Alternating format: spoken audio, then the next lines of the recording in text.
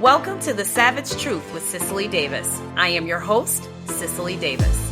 Welcome back, American Savages, to The Savage Truth. I am your host, Cicely Davis, ecstatic to have you join me for yet another episode.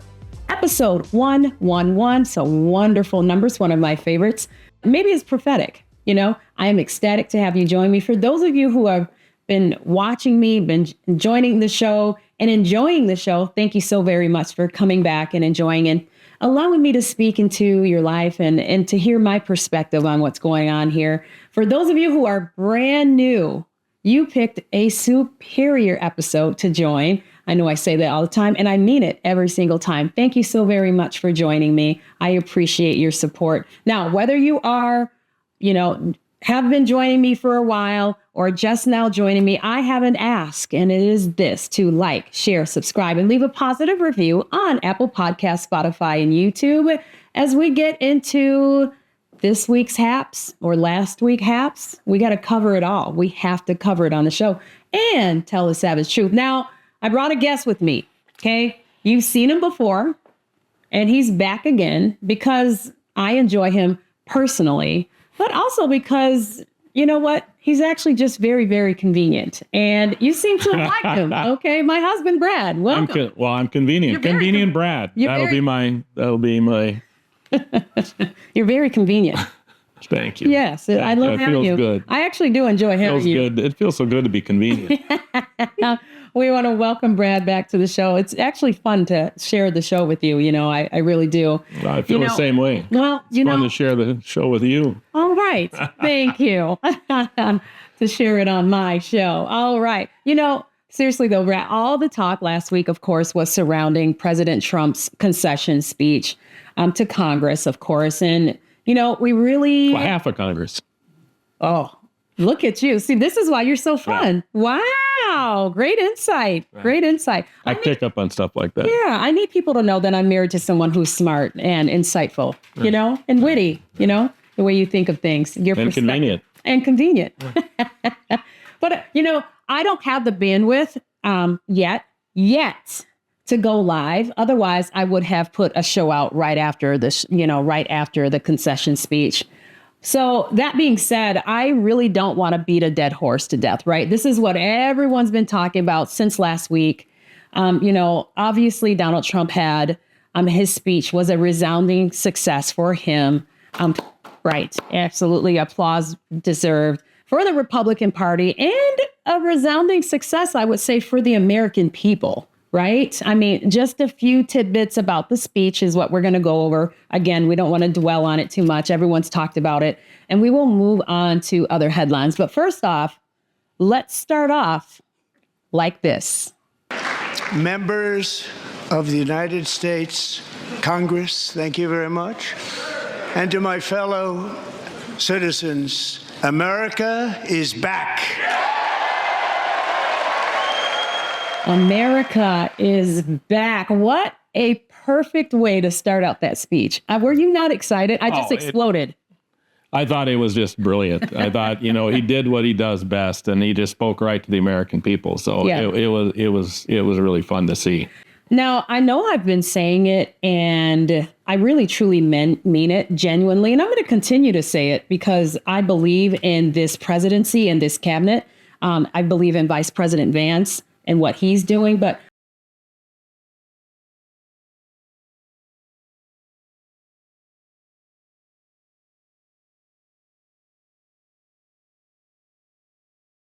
yeah. I mean, Donald Trump is clearly on a fast track to get America back, to replenish American society, to replenish its greatness, and to live up to that standard of American exceptionalism. Well, he understands the sense of urgency that is needed. Like, where we've been for 4 years, we don't have 4 years to make this happen. He's got to make it happen now. He knows that. He is has put himself in a sense of urgency for America, and we are just plowing through this. Yeah, and we're back. We are back. I believe that, Brad. I've said this. This is a spreadsheet. This is a spreadsheet president, right? He's thinking transactionally. He's thinking about the American people, and he really doesn't have 4 years. He has a short period of time to make a huge comeback, to bring America back from the brink of where we were to get us solidified and then to take us into the future. Yeah, we you probably figure he's going to take maybe 6 months to put everything in order, and we're going to ride out another, almost 3.5 years of probably success. And that's really what his sense of urgency is about. It's not to spend all this time. They took 4 years destroying the country. He's going to take a few months to put it back together, and then we're going to have prosperity for another probably almost nearly 3.5 years. Yeah, and then into the future. He's thinking about the future. This is what I get a sense that Donald Trump isn't just thinking about himself. He's literally trying to lay the bricks, the foundation for the Republican Party by draining the swamp and clearing the weeds to have the Republican Party move into its next set identity set for the next generation to take over, right? He's laying down this fantastic foundation. And I, for one, am really excited about the fact that we are actually winning the culture war here in America. It's actually not cool to hate Donald Trump, right? No, it's no longer cool to hate Donald Trump. It's not cool to make fun of him.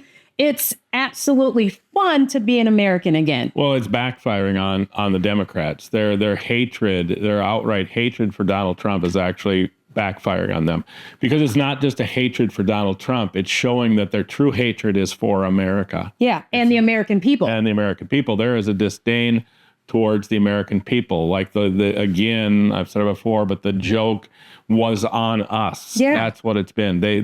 These people have been in positions of power, and the joke has been on us because they've been stealing our money, and it's time that we put it back to work for the American people. Yeah, that speech was so brilliantly executed.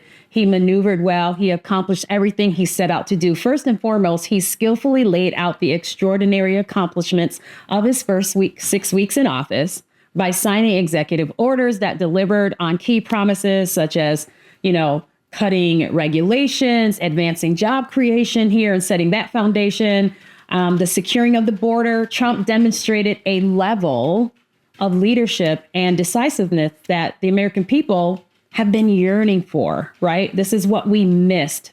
These early victories were not just political wins, though, Brad. They were tangible results that really, truly improved the lives of everyday Americans, reinforcing the president's commitment to making the country great again. Well, the first step should be, and I think he's accomplishing that, is to bring pride back. Yeah. Bring American pride back. And I think that, is that the rest economically, we will see the wins coming as they go on. But we have to instill pride among the American people first to move forward. Agreed. It's not just about the dollars and where they are, and whether eggs are, it's about having, the price of eggs.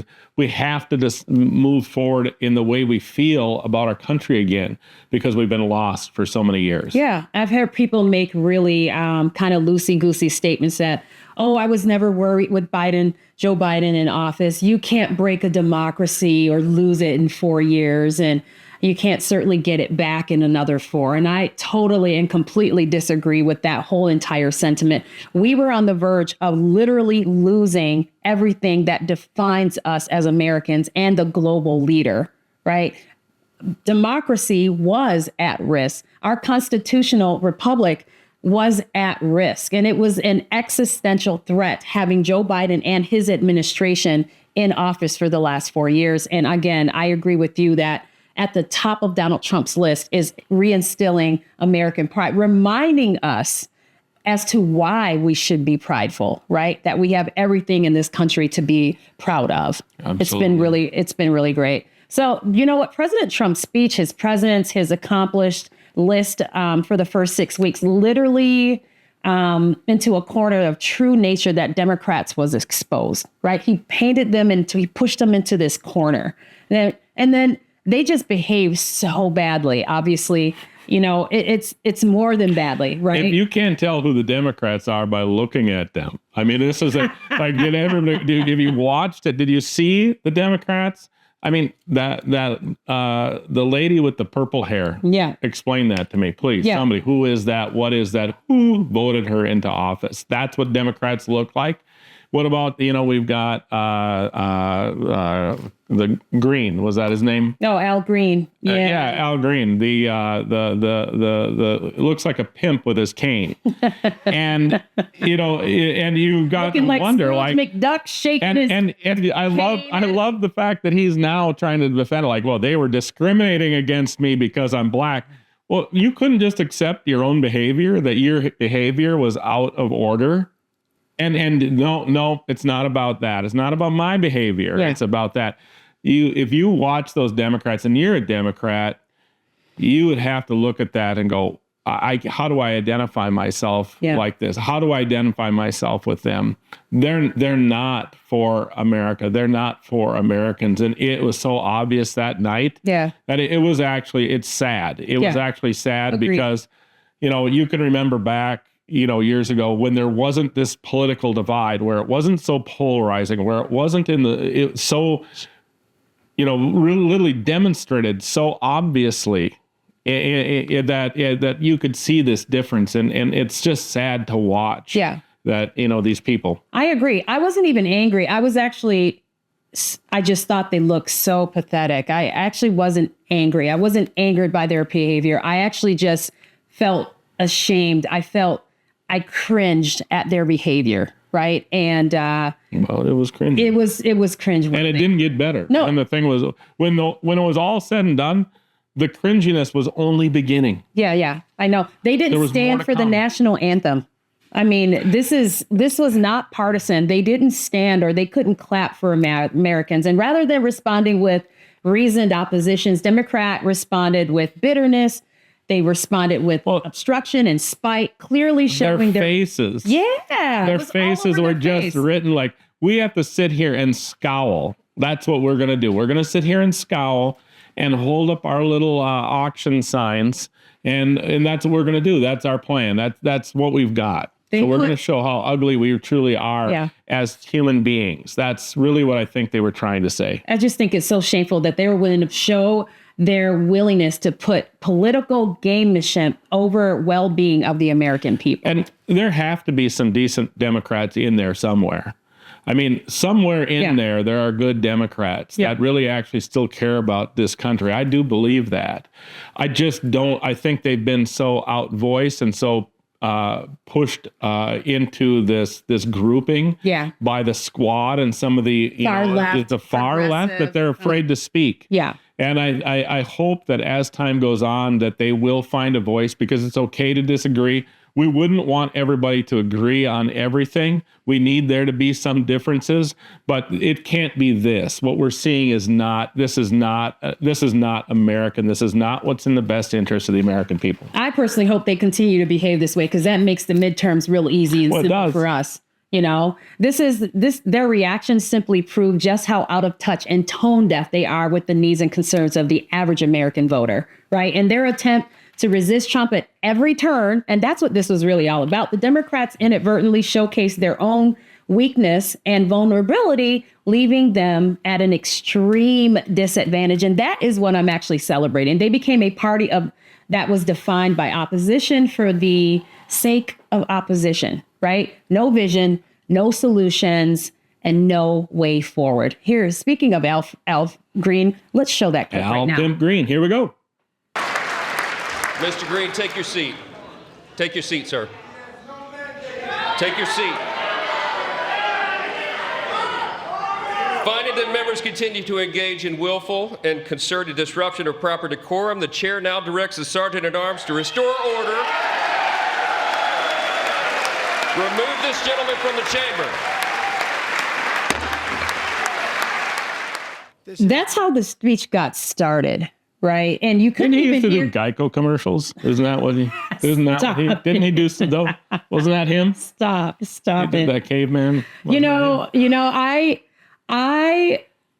You'd mentioned something, Brad, you should talk about it, how Trump actually called for peace. Yeah, he did. Yeah. Well, he did call for peace. Yeah. And clearly we didn't get peace.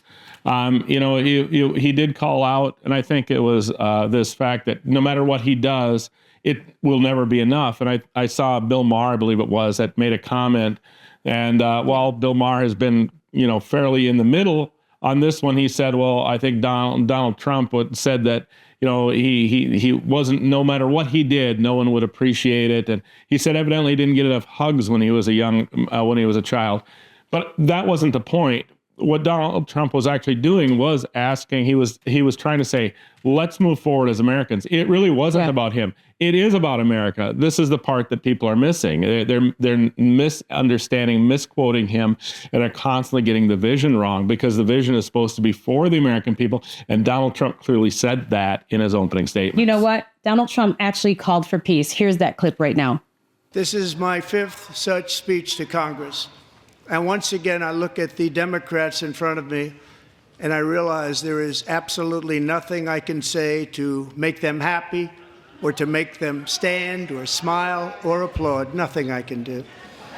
So Democrats sitting before me, for just this one night, why not join us in celebrating so many incredible wins for America?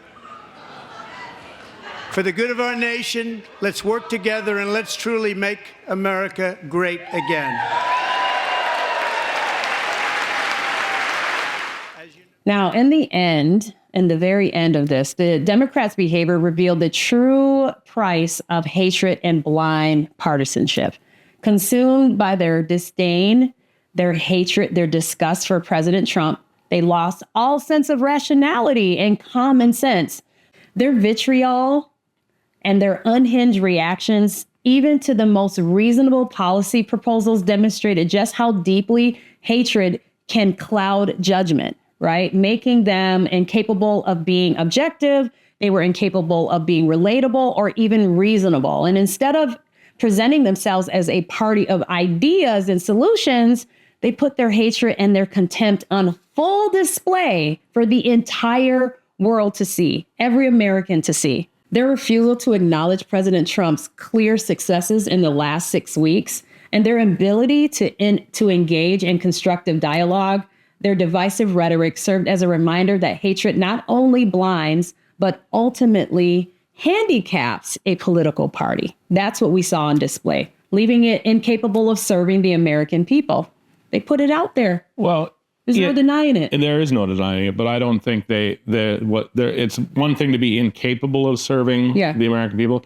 It's another thing to have no intention of serving the American people. And I think that's what I saw demonstrated. I think they have no intention of serving the American people. They're not interested. They are so afraid of Doge and Elon Musk and the digging that's going on there that I think we really are seeing something. So, but yeah, you get the Democrats that are like, oh my God, look at what they got to get. Elon Musk is in there. He's going to, have access to all this information, and that's going to hurt the American people. No, it's not going to hurt the American people. It's going to bring money back to the American people. So we have two people in office. We have President Trump. We have Elon Musk, who's accepting no money.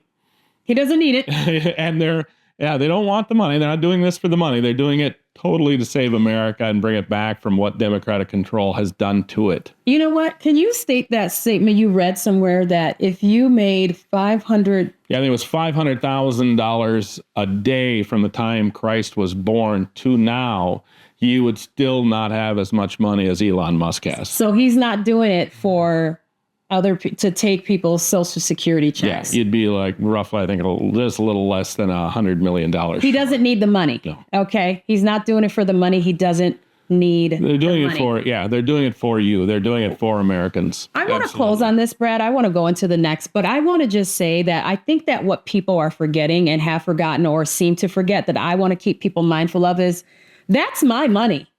It's our money. That is the American people's money. It's not like there's this pile in these several buckets and they get to decide what to do for it in our best interest. That's literally our money, the American people's money that we're wasting. Yeah, we absolutely. It's something that's been forgotten. It really has. I don't know how obvious. Sometimes the most obvious truths are sometimes missed, but it is. It's our money. It comes from our taxes. We have an absolute right to know where our money is being spent, and we have a right to have a voice in where our money is being spent. Absolutely. And it's like if we're not asking for it, then that's a problem. Yeah, and you know what? Nobody can tell me how to spend my money better than I can. Well, maybe you. Sometimes. Well, you certainly try. Well, I think there's there's a knock at the door. I think there was another pair of shoes being delivered. Oh, look at that. Aren't you fun? You know what we should do? Let's have Rick play a fast track reminder of Democrats. And this is just simply to keep the American people mindful, okay, in remembrance for the upcoming midterms and 2028 presidential election. I will never, ever allow them to forget this. Go ahead and play it, Rick. And we've ended weaponized government where, as an example, a sitting president is allowed to viciously prosecute his political opponent, like me. How did that work out? Not too good. Not too good. I renamed the Gulf of Mexico the Gulf of America. We've ended the tyranny of so-called diversity, equity, and inclusion policies all across the entire federal government and indeed the private sector and our military. And our country will be woke no longer. Since taking office, my administration has launched the most sweeping border and immigration crackdown in American history, and we quickly achieved the lowest numbers of illegal border crossers ever recorded. Thank you. The media and our friends in the Democrat Party kept saying we needed new legislation. We must have legislation to secure the border. But it turned out that all we really needed was a new president.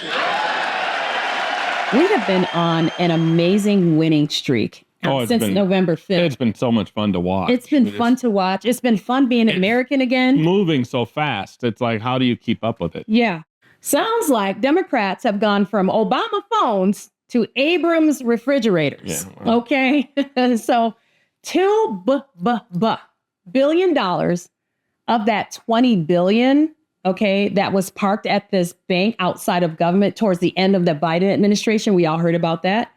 Power Forward Communities, which Stacey Abrams was a part of, only received $100 in 2023. Apparently, they were so bad that they only received $100 in 2023, but received $2 billion the following year. Makes complete sense. 2024. Wow. Now that is growth and increase. Well, I'm thinking if you couldn't really manage the $100, well, how are you going to manage $2 billion? Like, all you got left is $100.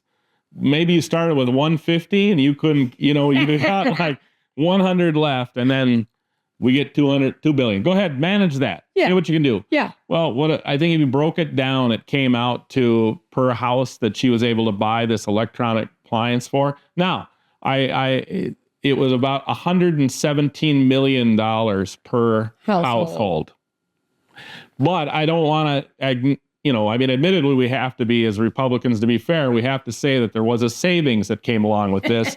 And it averaged out to, I think, just less than $100 a month for the people that were able to get it. So they saved maybe $1,000, $1,200 a year at the cost of about $117 million. Per household. Yeah, that seems reasonable. That seems reasonable. Well, that's Democrat math. Why don't we have just given him $1,000 instead? Let him keep the old refrigerator and give him $1,000. Give him $5,000. We still would have come up and we still would have been way ahead. Okay. Yeah. Well, you know what, Brad? Listen, this. Give him a block of ice. Let me give people the grant details. For those people who haven't heard about this, here are the grant agreement details that I want the viewers and listeners to know.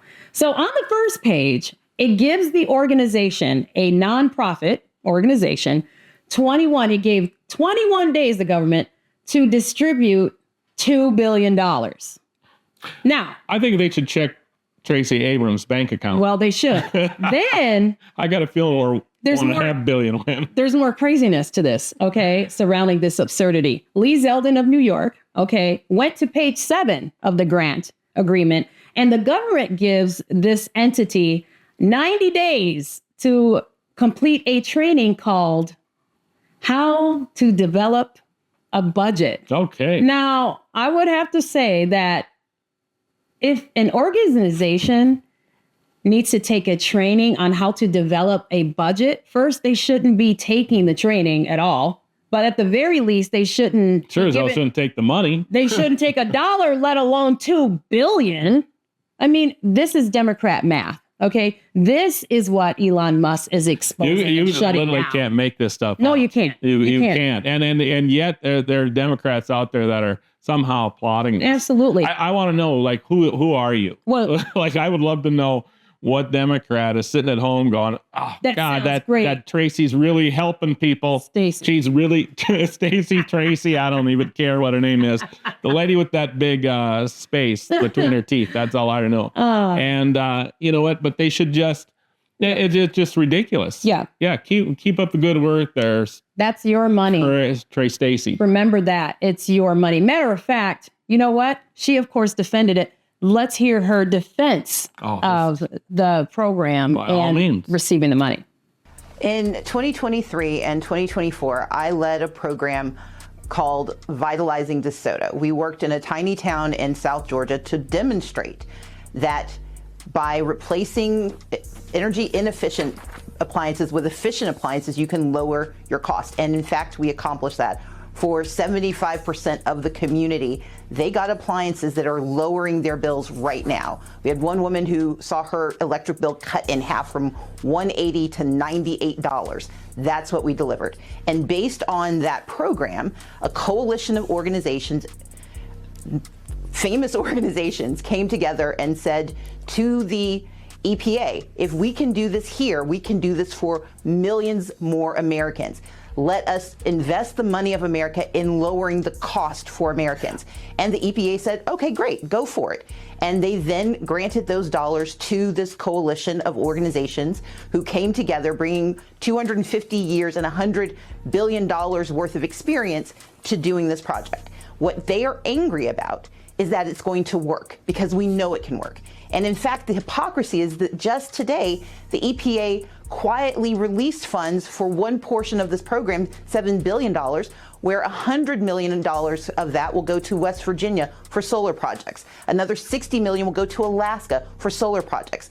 They know this works. They know it will reduce cost. They are angry about the fact that it is Democrats who know how to serve the American people and lower their prices. They know that they are about to cost Americans money, and that those of us willing to deliver results must be shut down before people notice. You know, Brad, when I listen to her defending that program, I think it's very clear and becoming more and more clear to the American people that a lot of people view government as a place to grift, you know, to get in and reward your friends, reward yourself, you know, fund your pet projects and things like that at the expense of the American people. Mm-hmm. And people are just, once they see that, they will grow tired and they will vote accordingly. Well, when you stop asking questions, when the American people quit asking questions of, you know, their political appointees, then, you know what, we have a problem. And eventually, because they just take more. Well, nobody asked, nobody checked, we'll take more. And I think that's what we've got here. You know, it's like they literally think you're stupid. I mean, that's what they think. Absolutely. You think you're stupid. And in all fairness, Democrats, so do I. So it's like, if you're not asking, you think this is okay, we've got to get on board. Everybody, Americans, Democrats, Republicans, we've got to get on board. Everyone. And we've got to look at this and demand accountability and to know where our money is going. Absolutely. Which is why I think that's why this presidency, that run, was called the podcast election, because people stopped trusting legacy media and they started to research and they wanted to hear the truth. They were seeking truth because they wanted to go to that ballot box and make a good decision so that they can get out of this rut, right? Rut. Yeah, we're always constantly making excuses for these people too. Yeah. And I think that, you know what, I don't know who Stacey Abrams is as a person. I don't know. All I know is these stories that I hear or what I see, and we know those to be what we know is to be facts. Yeah. But I know that it's not right. No one could say that it's right. If you imagine it to be your own business or your own household, how would you feel if that's what was going on within your own household? Somebody was spending all of the money that you had on their pet projects while you had nothing to to pay your rent with, and you're struggling. Children. How would you feel about that? Yeah. It's so sad. I mean, but we fall into these stories and think, oh, they're just doing good. And, it's kind of like falling into the story too, that Hunter Biden is an artist. Yeah. Isn't it weird that he hasn't been able to sell a painting since... Or put any artwork out. He has not sold a painting since his dad left office. He hasn't put any work out either. It's weird. It's weird because I thought he was just budding artist. Maybe he's on a lull for his creative streak. I don't know. Let's give him the benefit of doubt. But there was a lot of Democrats out there that defended Hunter Biden. Yes. And that he was just, he's out there, he's recovering, he's learning how instead of doing blow, he's blowing paint. There you go. With a straw. And, so... You keep that hand to mouth. Still got... And so it's still, but they believed it. Oh, yeah, he's an artist. Really? Oh, yeah, sure he is. And Stacey Abrams cares about the American people, too. And as a result of all this, the approval rating of the Democrat Party is at an all-time low, Brad. Listen to this. 31%. 31%. Wow. That was probably from CNN, so it's probably about 12. So, Brad, not sure if you've heard or had your eyes open or live in the United States. Maybe, I'm not sure if you that. Perhaps your entire life or as normal, rational, common sense human being. Not sure if you live that way or not, but the Democrat Party is struggling. I wonder why. I wonder why. It's struggling. Their approval rating is at an all-time low, 31%, according to the Quinnipiac poll. And now here's Van Jones of CNN. Okay, so you can't say that I'm taking it from some, partisan Fox News or somewhere else. Or this is Van Jones of CNN explaining it all. Let's watch him and listen to him. Let's. Look, man, we're screwed. I mean, we don't know. No, Democrats don't know what to do. This is a nightmare. Somebody like Donald Trump, we thought we'd at least have Hakeem Jeffries in the speaker's chair to hold him back if we didn't have Kamala in there to do the right thing. Listen, the Democratic Party is going through a massive set of internal crises. You have a party that got trapped two ways. One, defending a broken status quo that nobody likes because they thought that Donald Trump was going to make it worse. But when you're defending the status quo, you're going to lose. And then offending most people in the country, calling everybody sexist and racist and transphobic and every other name, and then saying, please follow us. That's not a good strategy, folks. Defending a broken status quo and offending most of the country turns out is not as popular as my party thought it was going to be. Okay. Now, he talks about how you can't, as a party, attack the American people and then turn around and ask them to vote for you. He said, apparently that's a bad, that's not a great strategy for our party. And I would have to say, how insightful. Who would have thought? Isn't there something like says, don't bite the hand that feeds you? Isn't that like some kind of, didn't somebody say that one time? I believe I heard that when I was a little kid. Well, there are talks now because they are struggling so much. They have a message issue, right? They are struggling to relate to the American people. And there are talks that they are now looking to find that someone, that superstar, to be the voice, to be the face, to be the new, star of the Democrat Party. It's not Hunter. It's not Hunter. Yeah. They laid that down. So I've heard Michelle Obama, Oprah. So beautiful. Mark Cuban. Oh, Mark Cuban, he's a fun guy. Boy, he's fun to listen to. He would really energize the Democratic Party.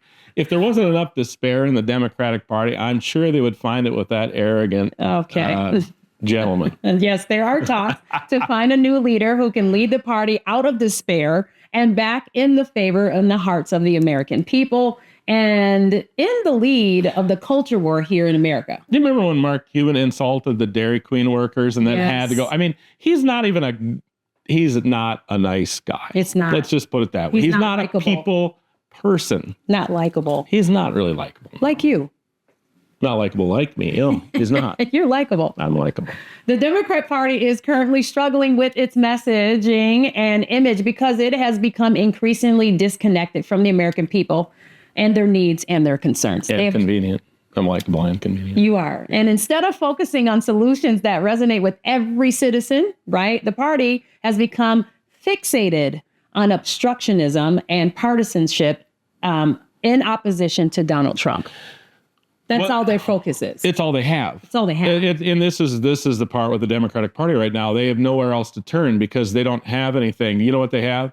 They have, they have the illegal alien situation. They got there's probably 3.5 illegal aliens, so they can reach out to them, try to get them legalized to vote. And then they've got the LGBT group, kind of the transgender, it's got another 1% there. If they turn their backs on that, what do they have left? Well, nothing. That and here's where they're failing, because I'm glad you brought that up. There was a time where Republicans were really struggling because we felt like it was tough to win the abortion argument, pro-life, pro-choice argument. And we were on the losing end of that when it comes to humanitarianism and arguing that point. But now the tables have turned, and there are two 80-20 issues for Americans, whether you're Republican, Democrat, Independent, or anyone in between. And it is illegal immigration and boys and men's and girls and women's sports. Mm-hmm. These are 80-20 issues that 80% of Americans simply don't want it. And this is what they're losing on. And they're going to die on that hill because you're right. If they lay down their cards and try to, come up with a new game plan, they have nothing. No, because you got to remember that, 70% of the American voting public voted for Donald Trump. Correct. So what do they have? What do they have left? Once they take what do they have left? Yeah. And if they keep on the path they're going, they're going to lose more and more. And, they've forgotten about the American people. And so they've stuck to these outliers that are kind of that. And they look at them as the fact that they're more demonstrative. They can manipulate them to get out and kind of move into demonstration groups. I mean, look at what's happening with the Elon Musk thing, where they're attacking and graffitiing and going into his dealerships and raising havoc. That's all they have. They have those types of people. They could get them out during the George Floyd riots, and they could get them to destroy cities, and they can get them. They're looking at all the groups that actually just get out and demonstrate, but that doesn't represent the whole of the American public. And I don't understand what they're doing. I understand what they're doing. I just think it's ridiculous. And I think that anybody that supports that is equally ridiculous. I think you've forgotten who you are. The Democrats, their constant negative rhetoric combined with the lack of coherent policy proposals has left them unable to effectively communicate a vision that appeals to a broad spectrum of voters. Furthermore, the party's obsession with identity politics and cancel culture and extreme left-wing agendas has alienated moderate Democrats and independents, making them appear out of touch with the mainstream values of America. And as a result, the Democrats are seen as a party consumed by division and driven by hatred rather than a party that genuinely wants to improve the lives of Americans.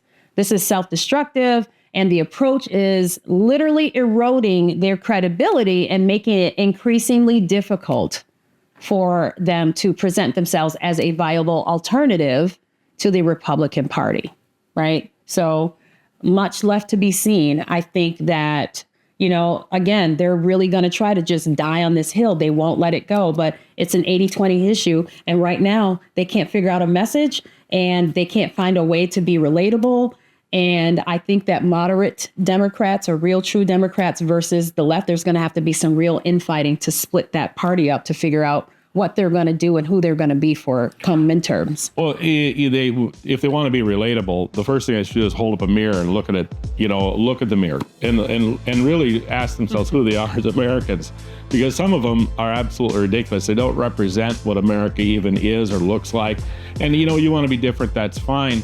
But then they go out on these things and they do that video. You don't have it, but it was the cringy video that the part of the squad AOC, I think, organized it, where they were like, pick your fighter.